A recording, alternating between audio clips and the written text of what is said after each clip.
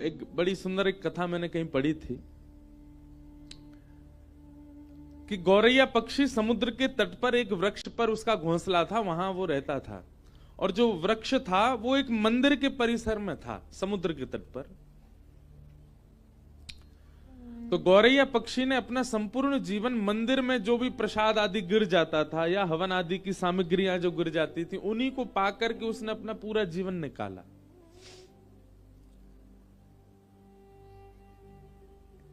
कुछ समय बाद उसके छोटे छोटे अंडे हुए घोंसले में। गौरैया पक्षी जाता मंदिर परिसर में, कहीं कोई यज्ञ हो रहा होता, किसी व्यक्ति के हाथ से प्रसाद गिर जाता या लोग बाग दाना डाल देते, तो मंदिर परिसर से ही इकट्ठा करके वो पाता था। छोटा सा पक्षी होता गौरैया। एक दिन ज्वार भाटा आया, प्रचंड ज्वार भाटा समुद्र में, और उस ज्वार के कारण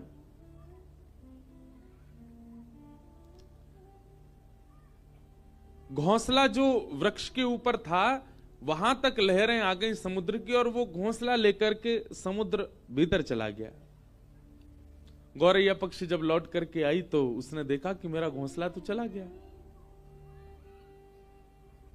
समुद्र के तट पर जाकर के समुद्र नारायण भगवान से हाथ जोड़ के प्रार्थना करने लगी।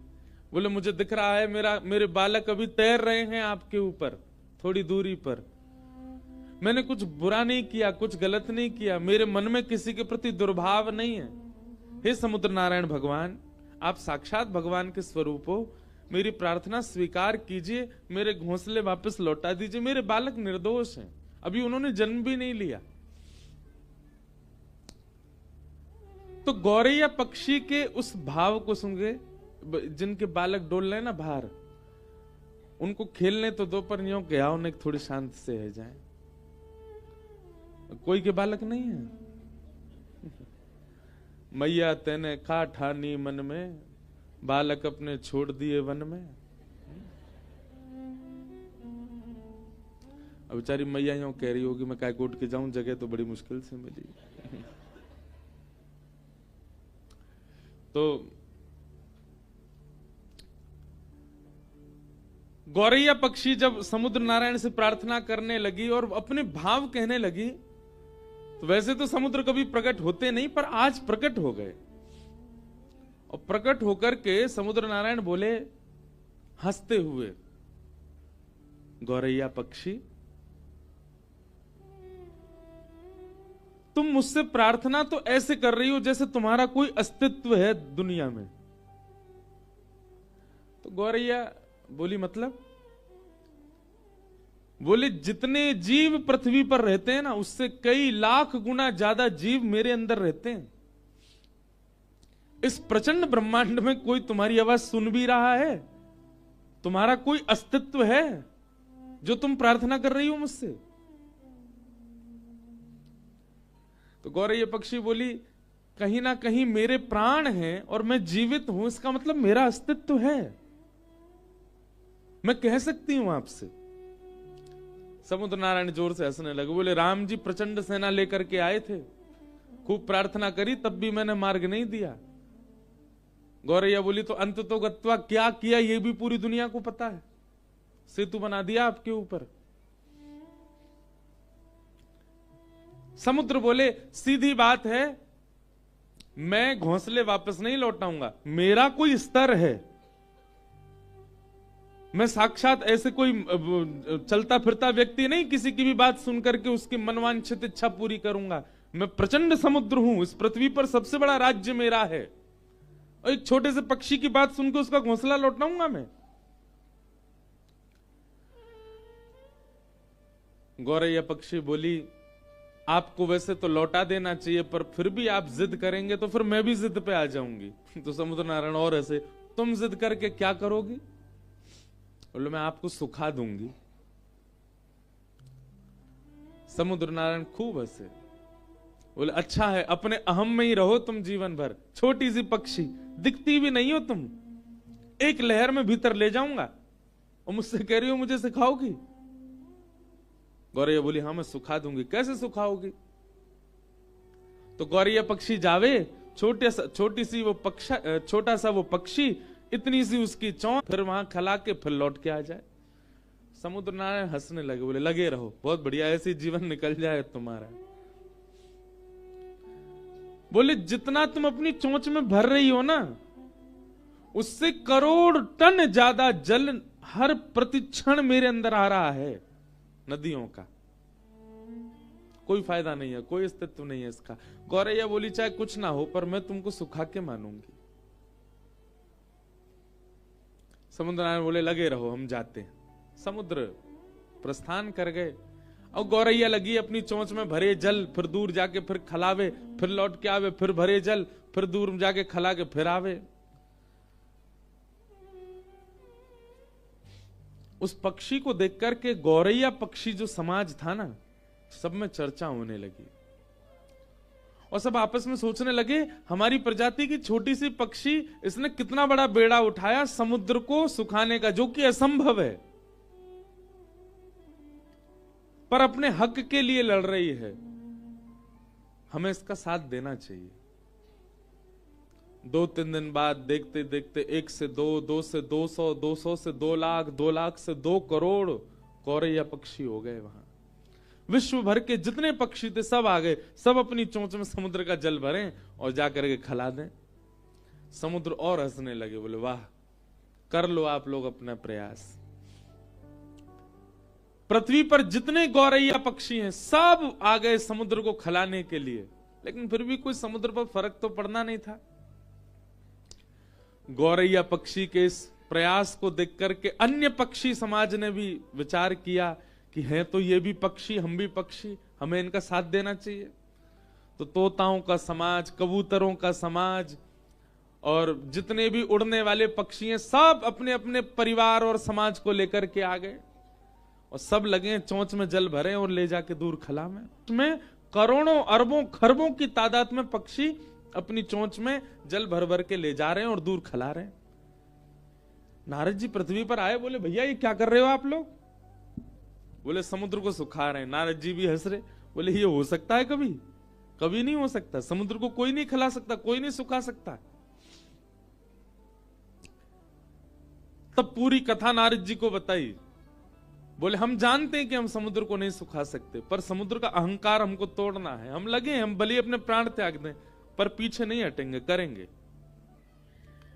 नारद जी ने जब पूरी बात सुनी कि इस प्रकार गौरैया पक्षी के घोंसले ले गए और फिर समुद्र ने अहंकार में कहा कि तुम्हारा कोई अस्तित्व थोड़ी है, तुम्हारे लिए मैं घोंसले वापस थोड़ी करूंगा। जब प्रकट हो ही गए थे तो दे देने थे, लेकिन समुद्र ने अभिमान किया, जिसकी वजह से सारे पक्षी लगे उसको सुखाने में। नारद जी महाराज बोले यदि मैं इनकी सहायता कर दूं तो यह काम संभव हो सकता है। नारद जी सीधे भगवान के पास नहीं गए, मन में विचार किया कि भगवान के परिकर में पक्षी कौन है। भगवान के परिकर में पक्षी हैं श्री गरुण राज, गरुण देव। गरुण जी के पास गए, बोले कि महाराज ये सारे पक्षी आपके अंश हैं और ये सब लगे आप यहां बैठ करके आनंद कर रहे हो। गरुण जी बोले मुझे समाचार तो मिला, लेकिन इससे कुछ होना नहीं है, तो क्या करें? बोले क्यों नहीं होना? तुम ब्रह्मांड नायक को अपनी पीठ पर लेकर के चलते हो, क्या समुद्र के अहम को नष्ट करने के लिए तुम कुछ करवा नहीं सकते? गरुण जी भी सोच में पड़ गए। रात्रि में ठाकुर जी के पास गए, भगवान श्रीमन नारायण पौड़े थे और गरुण जी ने जाकर के बताया इस प्रकार पक्षी समाज लगा है समुद्र को सुखाने। भगवान बोले हो तो सकता नहीं है, ये समुद्र कैसे सूखेगा? बोले ठाकुर जी आप जो चाह जाएं वो सब हो जाएगा। हम ये नहीं चाहते कि समुद्र सूखे, पर समुद्र का अहम नष्ट होना चाहिए। एक गौरैया पक्षी को उसने कैसे कह दिया कि तुम्हारा कोई अस्तित्व नहीं है? गरुण जी की बात सुनकर के ठाकुर जी भी बोले तो फिर क्या करना चाहिए बताओ? बोले नाथ आप यदि विचार मन बना लें केवल कि पक्षियों का मुझे संग करना है, अपने आप सब काम हो जाएगा। ठाकुर जी ने तुरंत अपने सुदर्शन जी को आज्ञा की, जाइए और 12 सूर्य के समान प्रकाशित होकर के समुद्र को तपाना प्रारंभ। एक सूर्य की तपन से समुद्र उड़ करके बादल बन जाता है। कहीं आकाश में 12 सूर्य 12 सूर्य प्रकट हो गए तो समुद्र को सूखने में देर नहीं लगेगी। सुदर्शन चक्र जी ने भगवान के हस्त कमल से प्रस्थान करके और इतनी द्रुत गति से अपने चक्र को घुमाया कि 12 सूर्यों के समान तेज प्रकट हो गया, और घूमने के कारण उनसे निकलने वाला जो हवा का वेग था वो इतना तीव्र था कि वो पृथ्वी को भी उछाल सकते थे। आकाश में आकर के जैसे ही सुदर्शन जी ने अपने वेग को करना प्रारंभ किया और 12 सूर्यों के समान तेज प्रकट हुआ, जो समुद्र 100 वर्षों में उड़ करके कुछ बादल बना पाता था वो क्षण भर में उड़ने लगा। और देखते ही देखते किनारे खाली होने लगे, समुद्र का जल सींचने लगा, इकट्ठा होने लगा, जीव जंतु मरने लगे, समुद्र इकट्ठा होकर के एक स्थान पर नष्ट होने लगा, पृथ्वी क्षेत्र बढ़ने लगा, समुद्र का क्षेत्र घटने लग गया। समुद्र ने जब ये स्थिति देखी स्वयं की, प्रकट हो गए, प्रकट होकर के त्राहिमाम कहकर के नारायण का स्मरण किया। भगवान ने प्रकट होकर के समुद्र नारायण से कहा, अहम शून्य हो जाइए। पृथ्वी पर जिसका स्वरूप बड़ा है उसका अस्तित्व होता है, ऐसा नहीं है। इस पृथ्वी पर यदि चींटी जीवित है तो उसका भी अस्तित्व है, उसकी रक्षा भी मैं कर रहा हूं। आप उसके प्रति भी ये भाव नहीं रख सकते कि उसका कोई अस्तित्व नहीं है। एक चींटी रहती है, वह भी बालकों को जन्म देती है। ठाकुर जी कहते हैं वहां भी मेरी दृष्टि जाती है, उसको भी मैं देखता हूं। इसलिए समुद्रदेव, आप अपने विकसित रूप का अभिमान मत कीजिए। गौरैया पक्षी भले ही रूप में छोटी हो, पर उसकी निष्ठा और उसका कर्तव्य इतना श्रेष्ठ है कि वो आपको सुखाने के लिए तत्पर है, और उसकी निष्ठा कर्तव्य से प्रसन्न होकर के मैं भी उसका संग दे रहा हूं। समुद्र नारायण क्षमा मांगने लगे, बोले क्षमा कर दीजिए, मैं आज के बाद आपसे निवेदन करता हूं कि मैं कभी भी इस प्रकार के अहम में नहीं रहूंगा। कोई भी कैसी भी वस्तु समुद्र के भीतर आवे, मैं सबको किनारे कर दूंगा, किसी को भी स्वीकार नहीं करूंगा। तब भगवान ने ही कहा कि पहले गौरैया का घोंसला लौटाओ, और फिर समुद्र नारायण जो कि इतने विशाल रूप के हैं, वे अपनी लहरों में गौरैया के उस घोंसले को लेकर के गए और गौरैया के चरणों में जाकर के अर्पित किया। सब पक्षियों के नेत्र सजल हो गए। ठाकुर जी सबकी सुनते हैं, सबकी मानते हैं, सबका भाव रखते हैं। बोलो भक्तवत्सल भगवान की। तो जिसके रक्षक स्वयं सुदर्शन चक्रधारी हैं, उसको कोई मार सकता? कोई कितना भी बलशाली क्यों ना आ जाए, वो कुछ नहीं कर पाएगा।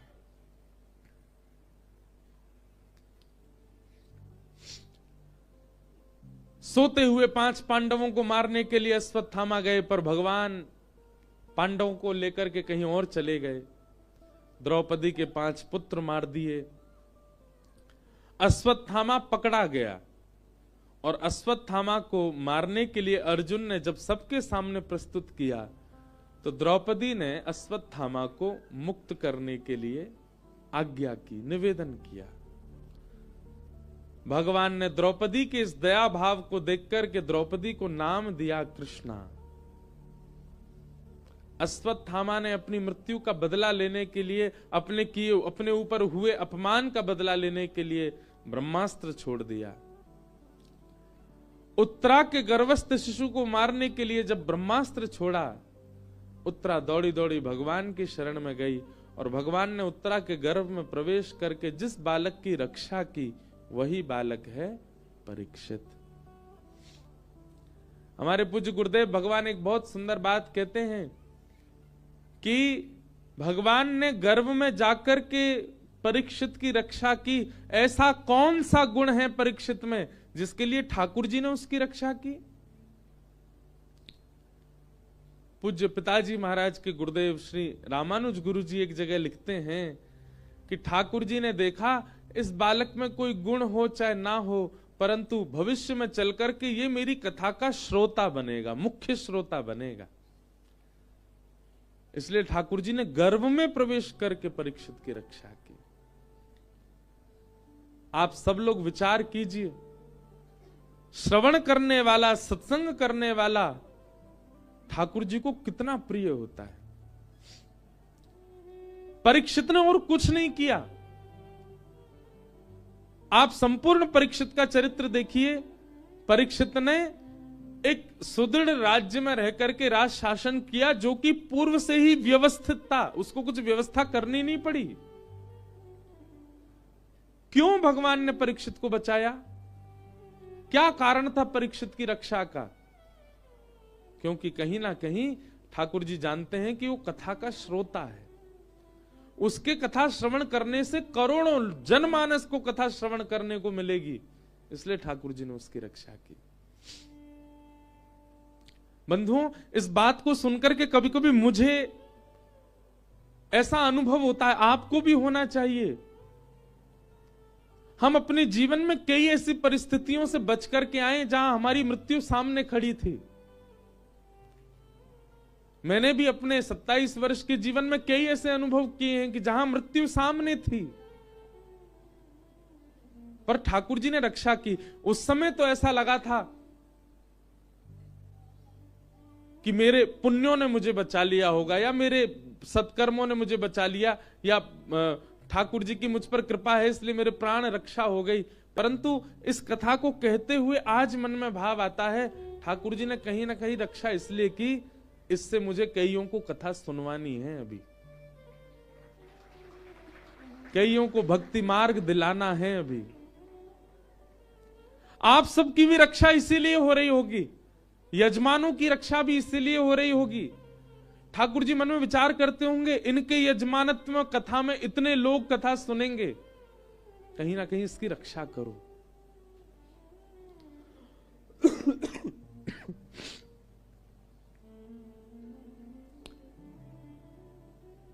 जब भक्ति का प्रचार, भक्ति का प्रवाह आपका उद्देश्य बन जाता है, तो ठाकुर जी भी आपके रक्षक बन जाते हैं।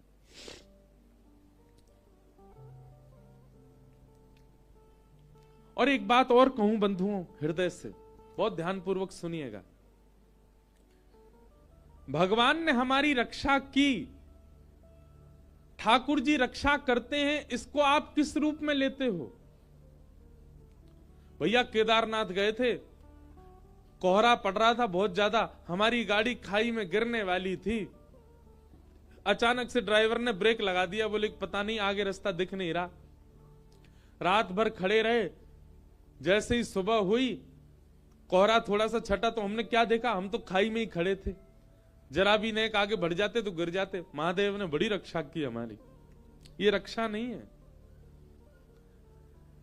ठाकुर जी आपकी रक्षा करते हैं, इसका मतलब ये ना समझें कि इस प्रकार की घटनाओं से रक्षा, वह भी रक्षा है, परंतु विशेष रूप से ठाकुर जी की रक्षा किसे कहेंगे आप?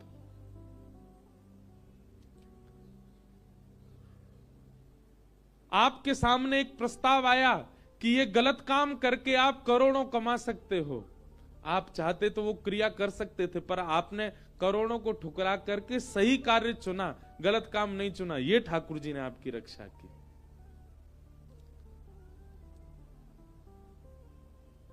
आपके सामने गलत मार्ग आ गए, जिन मार्ग पर जाकर के आप बहुत कुछ हासिल कर सकते थे अपने जीवन में, धन संपत्ति वैभव ऐश्वर्य, पर आपने सतमार्ग को चुना, गलत मार्ग को नहीं। सतमार्ग में रूखी रोटी खाना हमको प्रिय है, गलत मार्ग पर जाकर के 56 भोग नहीं खाना है। इस प्रकार से अपने सतमार्ग को चुनना एक प्रकार की ठाकुर जी के द्वारा आपकी रक्षा है। कई लोग अपने जीवन में दूषित मार्ग अपना लेते हैं, उसके बाद बहुत संपत्ति, बहुत धन, बहुत ऐश्वर्य उनके जीवन में आ जाता है, परंतु वे अंदर ही अंदर जानते हैं कि हम इस स्थिति में कैसे आए, गलत मार्ग चुन करके आए। एक प्रकार से यही मानो कि ठाकुर जी ने उनकी रक्षा नहीं की, पर व्यक्ति एक गलत मार्ग ना चुन करके सदमार्ग चुनता है, भले ही एक छोटे से घर में रहता है, 100 गज के मकान में रहता है, केवल एक समय की रोटी खा पाता है, परंतु उसको इस बात का गर्व है कि मैंने गलत मार्ग नहीं चुना। असली रक्षक उसी के थे ठाकुर जी। स्वामी विवेकानंद विदेश में कहीं प्रवचन कर रहे थे और उनके प्रवचन को सुनकर के ना जाने कितने लोगों का जीवन परिवर्तित हो गया, परंतु एक अत्यंत सुंदरी कन्या उनके रूप पर प्रभावित हो गई और उसने आकर के स्वामी विवेकानंद जी से कहा, आप मुझसे विवाह कर लीजिए। स्वामी विवेकानंद जी बोले, उसके पीछे कारण, आप जैसे पुत्र को जन्म देना चाहती हूं मैं। स्वामी विवेकानंद ने 3 परिक्रमा करी उस कन्या की और चरणों प्रणाम करके बोले, क्षमा करें, मैं अपने जैसा पुत्र दे पाऊंगा इसकी गारंटी मेरे पास नहीं है। आपकी 3 परिक्रमा करके आपके चरणों में प्रणाम करके मैं वचन देता हूं, मैं ही आज से आपका पुत्र हूं। मेरे जैसा पुत्र चाहिए ना, मैं ही पुत्र हूं आपका, आप मुझे ही पुत्र मान लो। इसे कहते हैं ठाकुर जी के द्वारा की गई रक्षा। आपके मन की, आपके भाव की, आपके इंद्रियों की, आपके विचारधारा की जब दूषित मार्ग से रक्षा होती है, उसको वास्तविक रक्षा मानिए ठाकुर जी की।